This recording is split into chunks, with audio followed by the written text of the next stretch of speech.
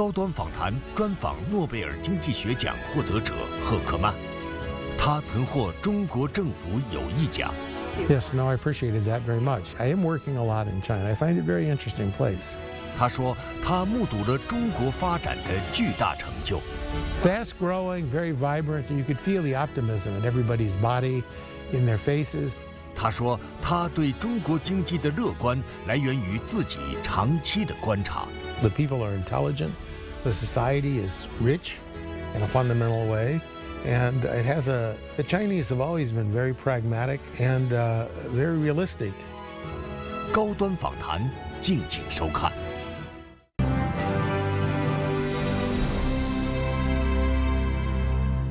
关注国际焦点，洞察世界风云。大家好，欢迎来到本期的高端访谈，我是邹韵。今年是“15+5”开局之年，全球目光聚焦中国高质量发展和科技创新。今天我们要对话的嘉宾是诺贝尔经济学奖获得者、美国芝加哥大学教授詹姆斯·赫克曼。长期关注中国议题的他，如何看待人工智能持续赋能各行各业？他会怎样解读中国的经济发展和创新生态？对于科学探索与人才培养，长期深耕学术的他，又有着怎样独特的体会呢？今天我们一起在对话中寻找答案。当前，中国的人工智能产业稳步发展，技术创新与场景应用同步推进，智能算力持续提升。在2026年春晚的舞台上，节目《5Bot》将传统功夫与智能机器人相结合，人机协同演绎，刚柔并济，生动展现中国人工智能在精准控制、集群协作与文化创新上的最新成果。随着第15个5年计划的开启，人工智能正以磅礴之势，深度赋能千行百业，成为驱动经济社会高质量发展的核心引擎。芝加哥大学教授、2000年诺贝尔经济学奖获得者詹姆斯·赫克曼教授表示，中国人工智能发展的优势体现在诸多方面，相关技术将成为经济增长的重要驱动力。Professor Heckman, thank you so much for joining us on Leaders Talk. How has AI empowered and transformed us? This process is one of a lot of transition. A lot of new things are being done. A lot of new skills are being done. A lot of new opportunities are opening up. That people talk about exposure of jobs to various kinds of AI. But exposure doesn't necessarily mean job loss. Exposure could mean job enhancement. So if I'm working in a factory and AI can help me manufacture whatever product I am or do my job better, then that actually it can enhance my employment. Generative AI essentially produces new ideas or helps you crystallize new ideas. Right. More high-skilled work. Yeah. Well, what had been high-skilled, I mean, think of what a lawyer does. A good lawyer is not only going to court and interviewing people and doing presentations on behalf of clients, but there's an awful lot of legal research going on. So you have individuals, law clerks, and the lawyers themselves will be scanning the literature. A good AI can help you scan the literature tremendously, bring to bear all the case law that's relevant. But more likely in the generative AI, it's making you more productive and more effective. And so a lot of the drudge work that goes with being a lawyer and being an accountant and being a bank clerk and so forth, a lot of that can be replaced. But a lot of these professional jobs are more than just drudge work. They involve thinking, execution, creativity and thinking about new ideas, and then freeing yourself to go out and find new customers and new clients and new business. 赫克曼是微观计量经济学的开创者，因对微观计量经济学理论与方法的发展，特别是对分析选择性抽样的原理和方法所做出的杰出贡献，与丹尼尔·麦克法登共同获得2000年诺贝尔经济学奖。赫克曼长期致力于研究和解决全球社会经济问题，尤其是人力资本、早期儿童发展和社会流动性问题。以他名字命名的赫克曼曲线，因为清晰描述了儿童早期发展对于个体与社会发展、国家人力资本积累的积极作用，受到各国政策制定者的关注。最近10几年，中国成为赫克曼的重要研究对象。2014年，惠誉中国山村入户早教计划正式启动。赫克曼以顾问身份为项目设计和研究工作提供学术咨询和建议。2019年9月30日，赫克曼获中国政府友谊奖。Professor Heckman, and also you were awarded the Friendship Award, which Yes. is the highest honor granted by Chinese government to Yes, foreign no, I experts appreciated that like very you. much, yes. And that was given 2019. 2019, Yeah, exactly. in recognition of your outstanding contribution to China's economic and social progress. So what does this award mean to you, Professor? Well, so it meant a lot to me. It's good. I mean, I didn't realize I would get the award. I was pleased. First of all, I went to the ceremony, and that was the 70th anniversary Right, that's ceremony. So I saw the parade in Tiananmen Square, Yes. went through the Forbidden City. I'd been to Forbidden City on several occasions, but never so extensively. So we were taking tours, taking us back. So I was very pleased. Oh, really? It was a little bit unexpected to you at that Yes, moment? I certainly didn't know that I was going to get it. Not even sure I deserve it. I mean, I'm sure there are people who've given more to China than me, but I am worried. I am working a lot in China. I find it a very interesting place. Yes. But it's the dynamism. I'll tell you what I find interesting about China. My father grew up in an area that's an area called Oklahoma. Do you know Oklahoma? Yeah, I've been there. Western Oklahoma and Texas, in the area of the Permian Basin. You've been to Borger, Texas, or Amarillo? No. So that was oil boom country in the 1920s and 30s when my father was young. And he told me a lot about the boom towns that were there. So I felt that kind of dynamism also would work in China. It was opening up the markets. There was a lot of entrepreneurship. People were going in and trying new ideas. There was an expansion of the country's production, I should say, and exchange with the world. Quality to it. Fast-growing, very vibrant. Fast-growing, very vibrant. You could feel the optimism in everybody's body, in their faces, and in the projects they were describing. So I like that very much. There was a sense that there was vitality, which I saw, a real sense of vitality, and engagement. And engagement with Chinese scholars, and engagement with Chinese coming into the world in a very, very general way. As a renowned economist in human development, you've spoke highly about China's efforts in expanding women's access to education and their broader participation in labor force, calling it one of the major contributors to China's economic success. It has So been, why this factor especially stood out to you? Well, for one thing, unlike many countries, and remember this started around the time of the 1949, and so what happened is that many countries in the West, the labor force participation of women was much lower. The roles for women were much more prescribed. There were in many cases women couldn't become professionals. In the United States, it was even the case that it was very difficult for women to get jobs in occupations like lawyering or forms of scientific research and many other professions outside of teaching, librarianship, nursing, medical care. And so what happened was that China brought in these people into the economy, productive people, and invested in them, and it also gave them education. So it made it much better for the status of the economy and for the women. So it gave women empowerment, which weren't there. So you can see, like right now, more girls are going to college than boys. And the opportunities opened up, and those are opportunities for the economy. So you have a large number of very brilliant Chinese workers, some women, some men, a lot of smart women, and I think that's a real advantage. You first came to China in 1997, has since then come to the country for many times. So which part of the country's development impressed you for all those years? Well, China's developed so rapidly, it's hard. I mean, if you look at China as a whole, not just what I've worked on, but if you can look at the development, both in terms of occupations, you look in terms of industry, the fact that it's moved up the quality chain in terms of producing goods, and also had much better logistics and the whole analysis. If you look at the infrastructure, for example, in China, I remember coming here in 1997 to the old airport in Beijing, and now you look at the airport, or airports now in Beijing. We have two in the capital. Yeah.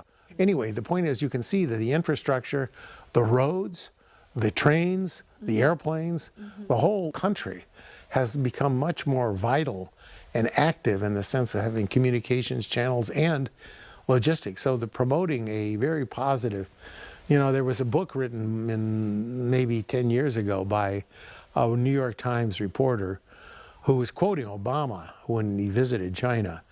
And he was Obama was admiring the infrastructure that was here in China being built, bridges, roads, and so forth. So he was talking about the fact, you know, America had gotten involved in all these wars. We're spending our money in Iraq and Afghanistan, and China wasn't. And that was enable them to be able to bring their people up and to bring the roads and the whole industry up. And then you add to that the fact that China has reached much greater level of competence in many different areas of world trade and world scholarship. So in many, many different ways, the level of China has been risen almost in every sector of the economy. So that part of it, I think, is very impressive. Professor, you expressed your concerns for the reciprocal tariff imposed by the Trump administration to other countries. Dozens of influential economists, including you, signed an anti-tariff declaration, which voiced very strong opposition to tariff as well as protectionism. Yes. So can you share with some of the major concerns that motivated economists like you to do this, which is not the first time. 2019, the same kind of similar letter to the Trump administration. So why? Well, I think the reason is that the policies that's being adopted are without any foundation. But from economic front, from an economic standpoint, it makes no sense. Yeah. The calculation of the tariffs was not founded on any basic economic principle. If you look at if you look at the rates that have been figured nation by nation, there's no basis for that. There's no logic in that.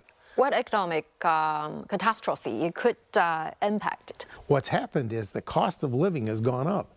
The idea is you put a tariff, and we're going to produce this in the United States, and that's going to bring more jobs back. And first of all, it's going to make it more inefficient because we're not efficient at growing avocados or coffee or many of these things that we can't grow. Right. And secondly, that it's really creating harm for a lot of poorer people, workers, and others who are buying these goods. The coffee is pretty widely consumed, and it's not grown in the country. So you say, well, what? Coffee gone up 15, 20%, 25%? I've heard different figures. What are the biggest global disruptions that you concern as an economist? I think tariffs to the global economy, to the global trade? No, but it's creating a sense of instability in the trade. Right now, when tariffs come and go, when people can negotiate a tariff, we know from basic economic principles that when you start creating uncertainty of this sort, people hold back. They don't invest. They're being very careful about creating long-term relationships. So we're destroying those relationships, and we're making the United States a much riskier trading partner. So what had been a pattern of comparative advantage and gain. So look at all the new trading patterns that are being reassembled as a result to get around dealing with the United States. So now if the United States is capricious the way it is, then many countries don't want to deal with anymore. They find alternative supply routes and so forth and so on. As a renowned economist, what do you work? But I mean the following way, you think of working in a coal mine, you shovel coal and put it in a car and bring it to the earth. And so. No, what I'm doing is doing something I'm passionately interested in. Smartly. Just deeply curious. So I have a curiosity factor that's very deep. And so when I'm answering questions, I find the greatest satisfaction. The great pleasure comes from answering something new. Professor, as a Nobel laureate yourself, so if there's just one advice that you would like to give to the young economists who also aspire maybe to become a Nobel laureate in the future, just one advice, what would it be? Well, I would just say follow your curiosity to the point of exhaustion. You just stay with the problem until you really understand it. That's what I would say. 追随好奇心，探究真问题，这是赫克曼赠予年轻学者的箴言，也是他个人学术人生的写照。跨越学科边界，历经近60载耕耘，他始终在研究中追寻着热爱与乐趣。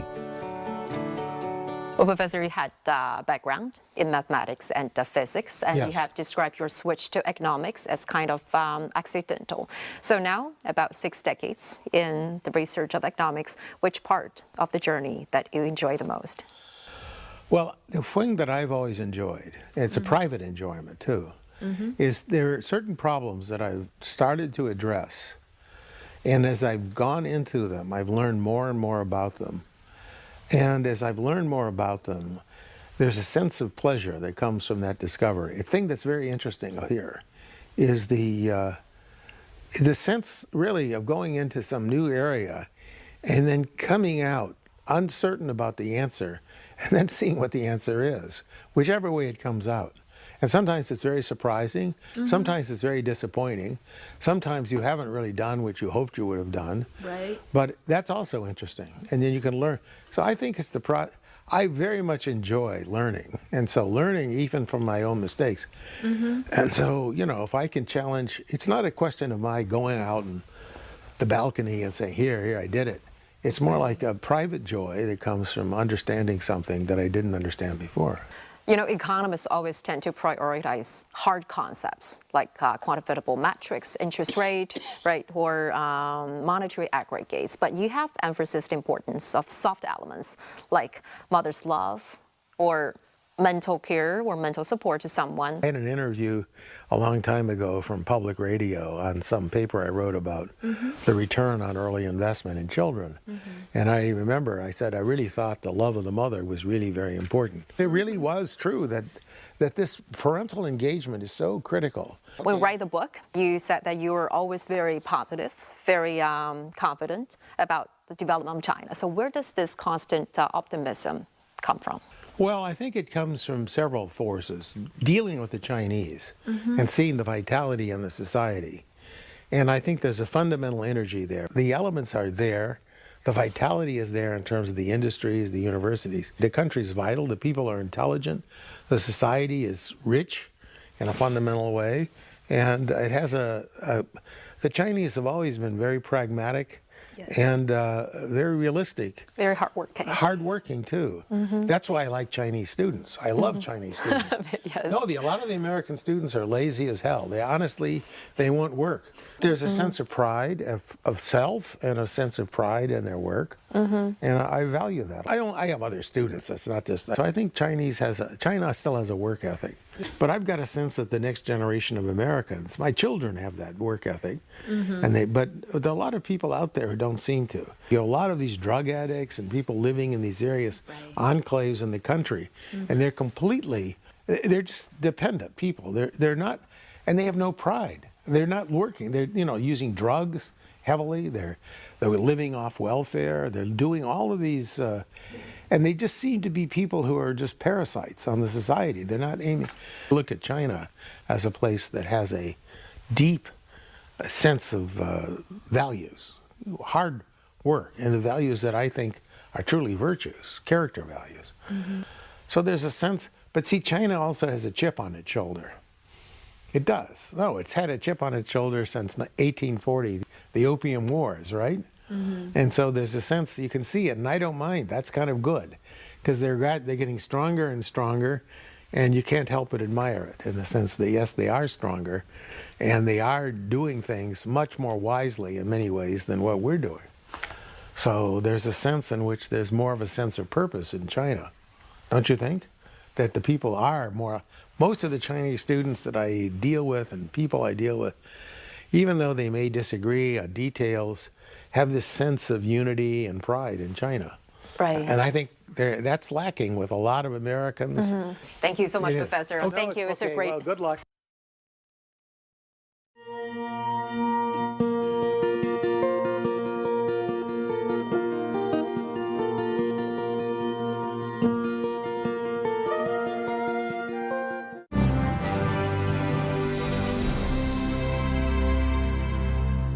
在专访当中，赫克曼教授强调，无论在经济领域还是学术层面，中国都展现出了蓬勃的生机，并正在以更加开放的姿态融入世界。他还强调，在同中国人打交道的过程当中呢，他感受到了中国人民强烈的民族自豪感和辛勤工作、脚踏实地的务实精神。他也祝福中国再创辉煌。感谢您收看本期的高端访谈，我是邹韵，我们下期再会。